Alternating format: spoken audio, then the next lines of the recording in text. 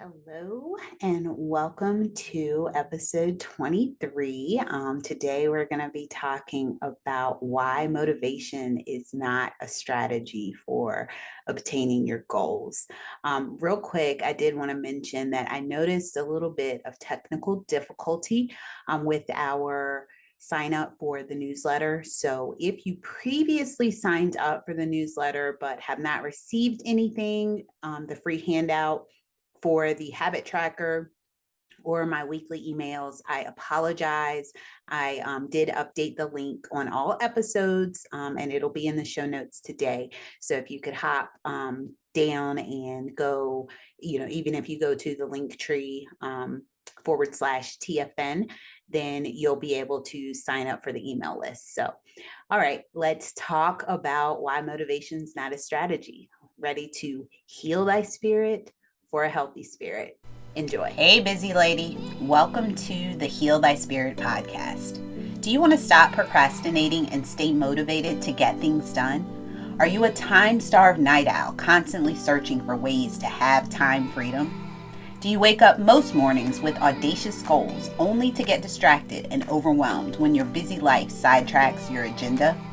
Then, instead of focusing on your to-do list, you've wasted countless hours scrolling Facebook ads for goal planners and habit trackers because all your multitasking has robbed the mental clarity you need to stay on target.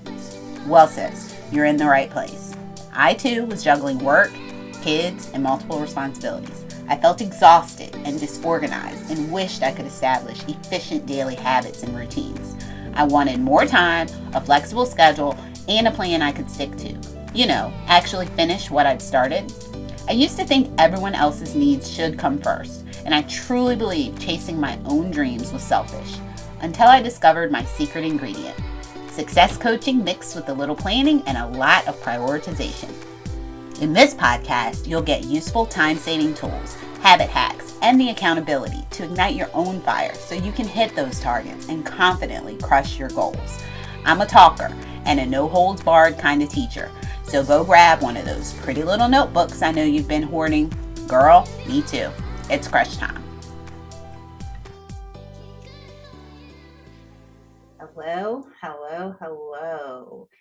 I am now on video, so let me know how this background looks. I did, if you watched episode 22, where I interviewed Malika, I did leave my background because, my office area is clean, but I do tend to be self-conscious about like the wall. There was like the background, in the background, it was showing the, I don't even know what you call that thing, but the where the fuses are.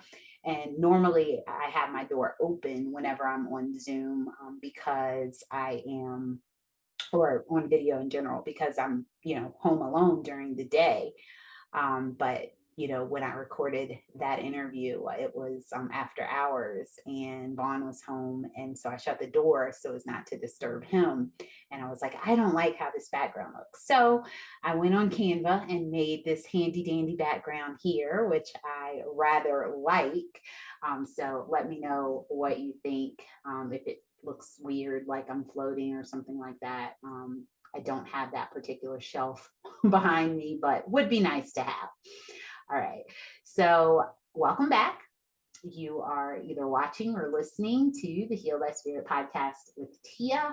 I am your host, and today we are talking about the myth of that all you need is a little motivation or willpower to achieve your goals. So in my true word fashion, my obsession with words, I, of course, wanted to start out with some definitions. So trusty Google gave me two definitions for motivation. The first being the reason or reasons one has for acting or behaving in a particular way. The second definition is the general desire or willingness of someone to do something. Now, synonyms, I can't talk. Synonyms that were included with the definition include incentives, stimulus, inspiration, enthusiasm, drive, initiative, determination. All words that are things that we all think of as positive words that, want to get us going. I also looked up the definition for willpower because they're, pretty much synonymous, motivation and willpower. And you'll see that when we get to the synonyms here. But since the definition of willpower is control exerted to do something or restrain impulses. So, we're all super familiar with that. If only I had a little more willpower, then I could do the thing, I could achieve the goal. And the truth is that you can't rely on that. Now, synonyms for willpower include determination, resolve, drive, commitment, dedication, self-control, self-discipline, backbone. That was one that stood out to me, and tenacity. And a lot of these things, generally speaking, I don't say that I have really strong willpower. That's not something that I would ever say. But the determination, resolve, drive, commitment, dedication, self-discipline, those are things that I would definitely use to describe myself. And being that my name starts with T, tenacity is a word that I have used to describe myself as well, because you know how I like that alliteration. So put a pin in that, the definitions, for a second. I want to stay true to the outline for using our acronym of SPIRIT to get us through these lessons and kind of stay on track and, keep things short. So I looked up 2 scriptures for today for the sanctity part of this lesson. And I was actually only able to find the word motivation in the Bible one time. And it was in the Amplified Bible, which is a version that I don't generally read. But nonetheless, motivation, there was one verse, and it was in Paul's second letter to the Corinthians. So it's 2 Corinthians 4:1. And again, the Amplified Bible.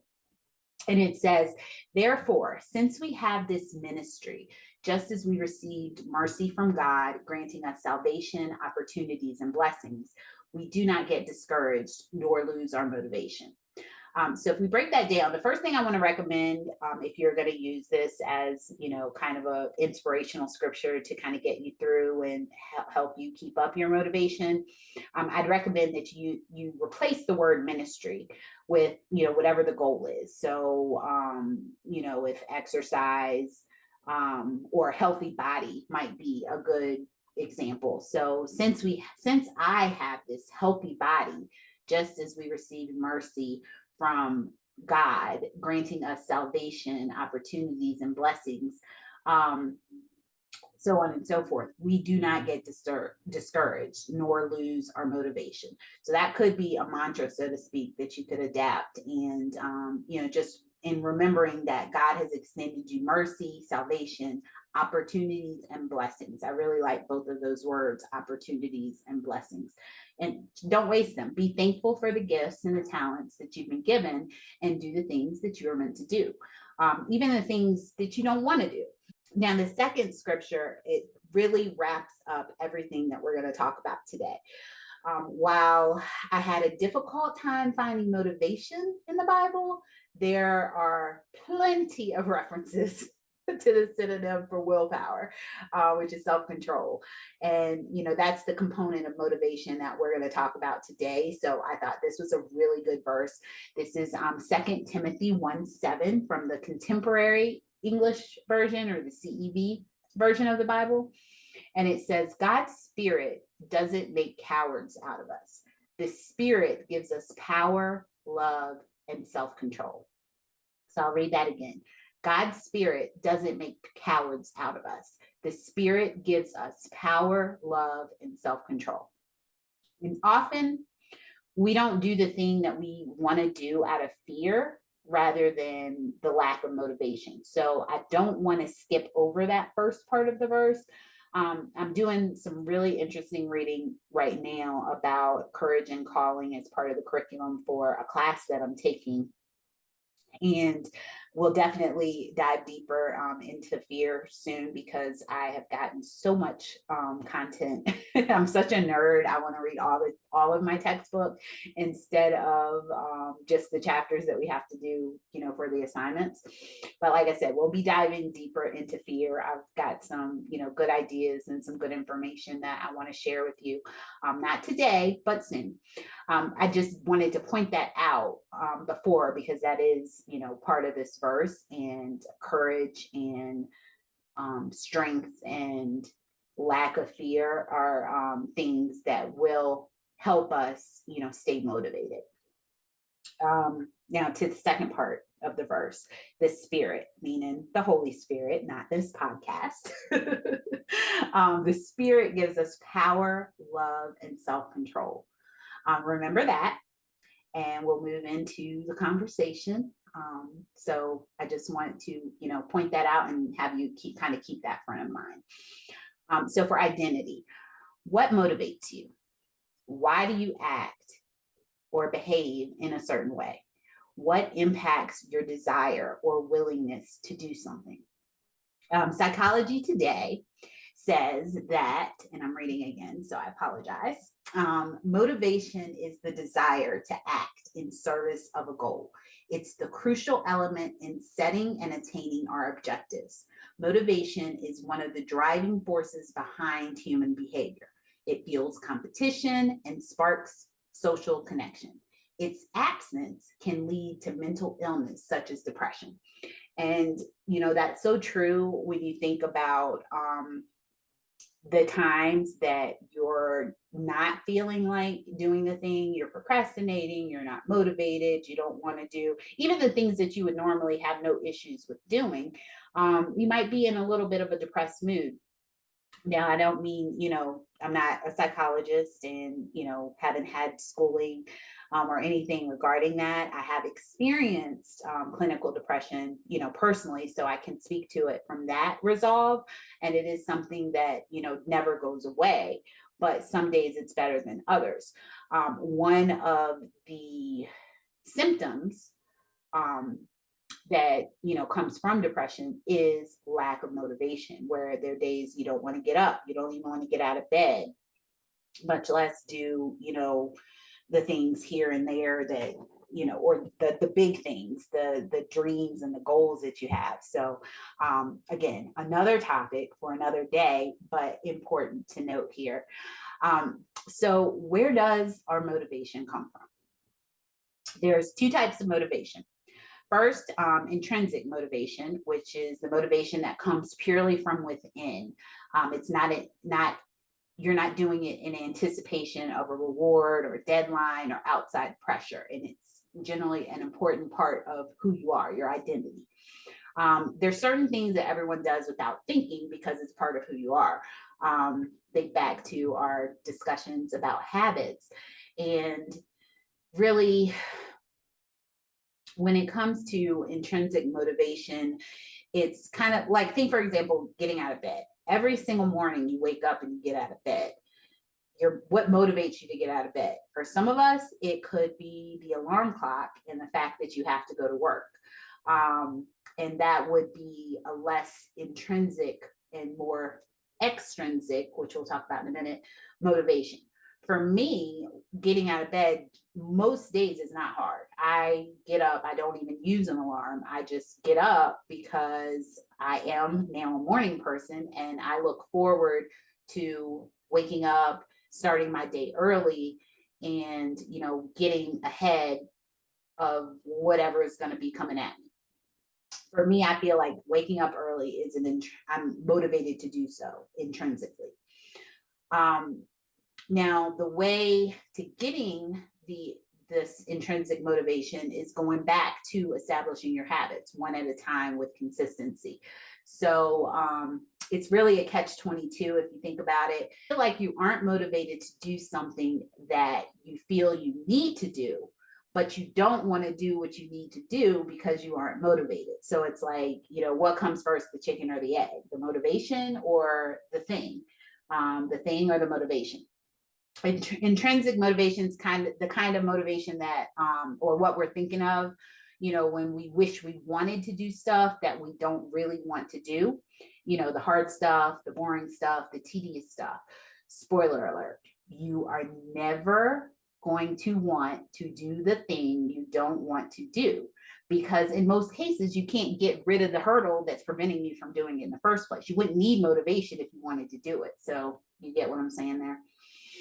All right, so that is why in the meantime we have to kind of set ourselves up for success with extrinsic motivation, and that's what we're going to focus on today. Extrinsic motivation is the motivation that you to do something for any reason that someone does something other than the joy of doing the work itself. And there's three components of extrinsic motivation.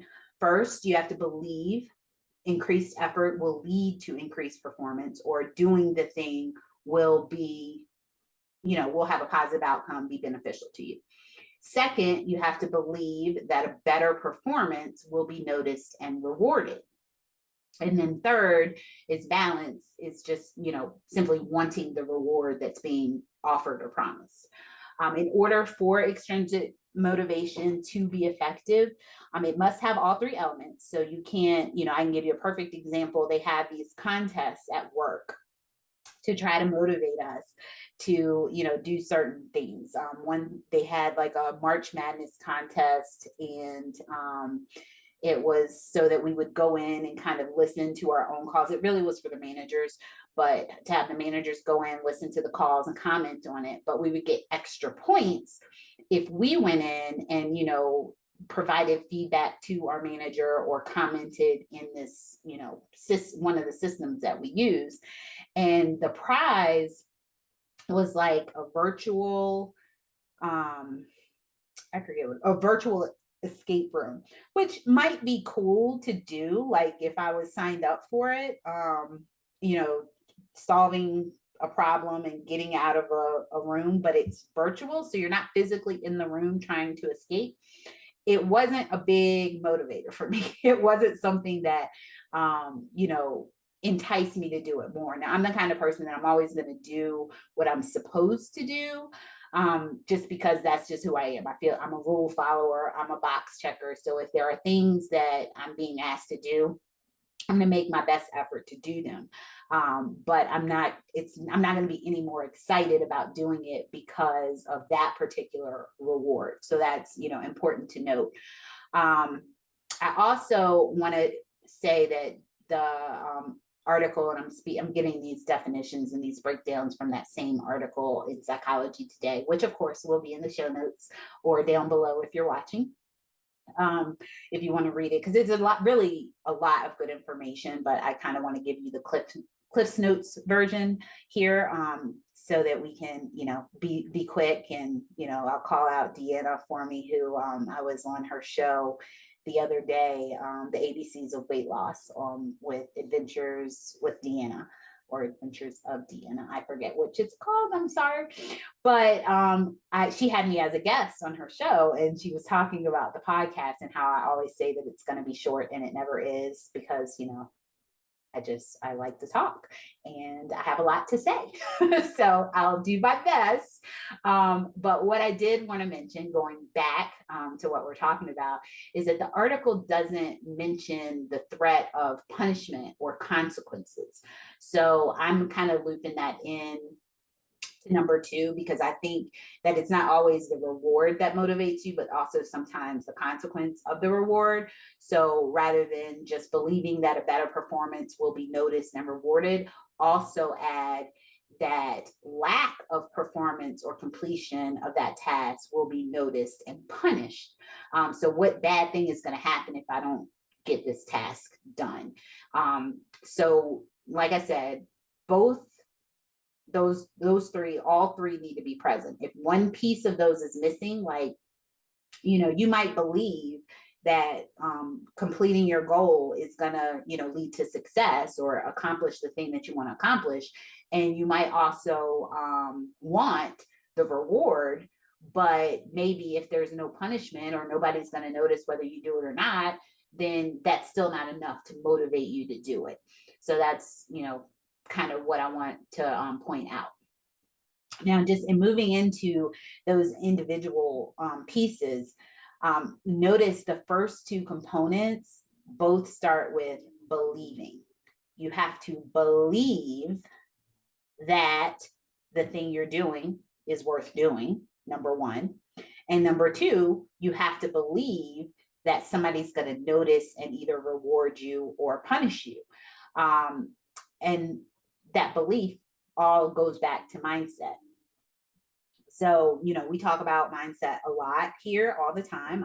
Mindset is one of my focuses as a coach.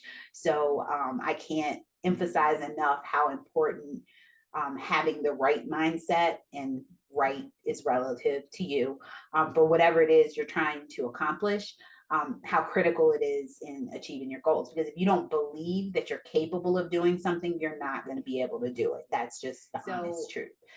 Going back, we talk about mindset a lot, and often we think that the thing you're trying to do or the goal you're trying to attain is the thing, when the truth is it starts with what you believe. That's what I was trying to say.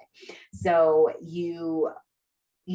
you believe that you can do it, then you can do it. Or that's the starting factor of it, is believing that you are capable, believing that it's going to work, and believing that it's worth it. And I was, going into our brains being powerful, and, real talk, pretty much everything about us is dictated by our brain, our feelings, our behaviors, everything. So simply just saying, oh, I'm going to get more motivation, or I need to have more willpower. Obviously, that's not going to solve the issue. You're not going to magically wake up because you did your affirmations or declarations, for 67 days in a row, and listen to yourself say, Tia is motivated. Tia has willpower. Because it's a very non-tangible thing. That's what I'm trying to say. It's not going to solve the issue. So you start with your mindset. Again, another topic for another day. Actually, another spoiler alert for you. The entire month of May here at Heal Life Spirit is going to be about mindset. So stay tuned for that. Today, we're talking about motivation. After we do some mindset work, you might want to come back to your notes or listen or watch again, and then kind of refresh on the points that we're going over today. For your resources. And basically, for the purposes of today's conversation, we're talking about extrinsic motivation, because, as I've already said a couple times, the intrinsic motivation is just going to come as you build habits and change your identity as to the type of person that you are. Once that changes, your motivations are going to change. So some of the things that you don't naturally want to do, in the future, you might naturally want to do them. So in the meantime, we're talking about what can you do to get through the process. Some resources, first, I talk about inspiration, and I want to go back to the scriptures, because that's always where it starts for me, is, praying, reading the Bible, looking for things that motivate you. If that's not your jam, quotes. Speakers you like, looking up motivational speakers on YouTube that you really enjoy listening to and can get you hyped up and get you in a good mood. Good music, whatever kind you listen to, whatever puts you in your happy place and sets the mood for work, getting the things done. That's where you're going to go for inspiration. I want to talk about rewards as well. And essentially it starts with, what is the reward that you're seeking? Are you looking for more time? Are you looking for more money? Are you looking for friendship and socialization, a promotion at work, a date night with your significant other? Whatever, make it something that you really want and that you're truly willing to work for. Because, a lot of times, my thoughts always go back to weight loss, because that's the season that I'm in right now. But if you're getting ready for, say, a high school reunion, that it's coming up, and you want to lose weight because you want to look good and you want to impress people, that you're going to see. That's a motivation because it has a deadline. It's like, okay, I want to lose X number of pounds by this date for this reason. A lot of people are motivated by that. Actors doing certain roles in movies. Some people have to gain weight for a particular role to play a particular character. They're going to get paid a lot of money if the movie does well. So they're motivated to put the work in that they need to do that. So that the point that I'm trying to make is you don't want to make it too general.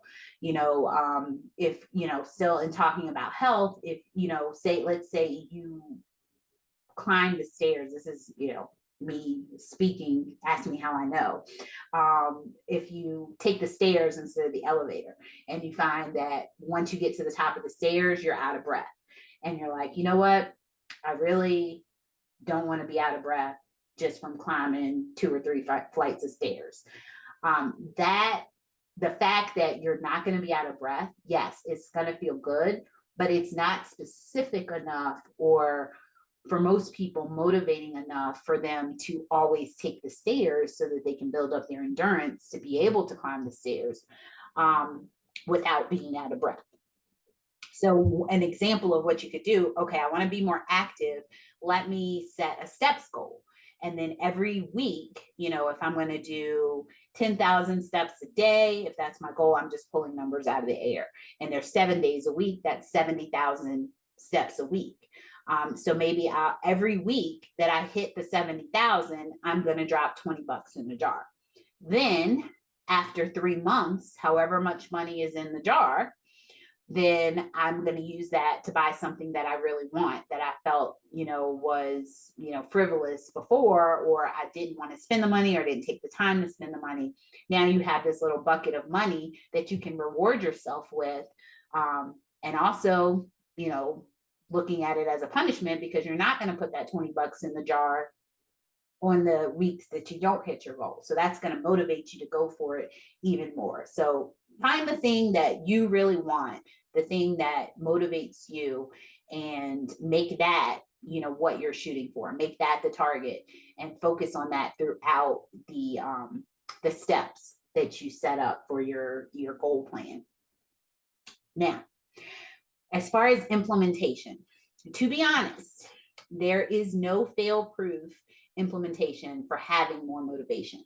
It's truly, as we've talked about, a byproduct of the results. So my advice is to implement a routine, starting one habit at a time, as I preach all the time, and do it anyway, even when you don't feel like it.